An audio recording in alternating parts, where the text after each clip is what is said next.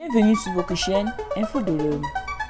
Avant de commencer la vidéo, n'oubliez pas de vous abonner à notre chaîne en cliquant sur le petit bouton rouge situé en bas de votre petit écran et d'activer également la cloche de notification pour ne pas rater vos prochaines vidéos. Bon visionnage. Les autorités maliennes ont officialisé ce lundi 6 juin 2022 l'adoption d'un nouveau calendrier de transition de 2 ans à compter du 26 mars 2022. Ce nouveau chronogramme de 24 mois doit préparer le pays à l'organisation d'élections libres et transparentes en mars 2024, a annoncé le ministre porte-parole du gouvernement, Abdoulaye Maïga. Après le coup d'État du 18 août 2020, contre le défunt président Ibrahim Boubacar Keïta, une transition politique de 18 mois avait été mise en place le 15 septembre 2020, dans le cadre de la charte de la transition. Cette période devait s'achever le 27 février 2022 avec la tenue des scrutins présidentiels et législatifs pour permettre le retour des civils au pouvoir.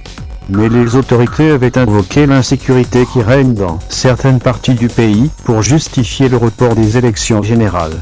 Réunie en sommet extraordinaire le 9 janvier 2022, la Communauté économique des États de l'Afrique de l'Ouest, CEDEAO, avait prononcé l'embargo contre le Mali pour sanctionner le maintien des militaires au pouvoir.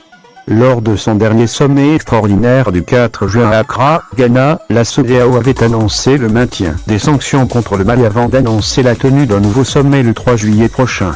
Ce nouveau calendrier qui vient d'être officialisé par la junte sera-t-il accepté par les chefs ouest-africains? L'organisation régionale préconisait une transition de 16 à 18 mois à compter de mars 2022.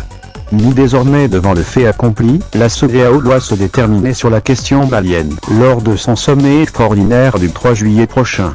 À ce titre, le président en exercice de la CEDEAO, Nana Akufo-Addo, le président sénégalais Macky Sall et le médiateur de la CEDEAO dans le dossier malien, Goodluck Jonathan, sont attendus à Bamako dans les prochains jours pour tenter de trouver un consensus sur la durée de transition, pomme de discorde entre la junte au pouvoir et les chefs d'État ouest-africains.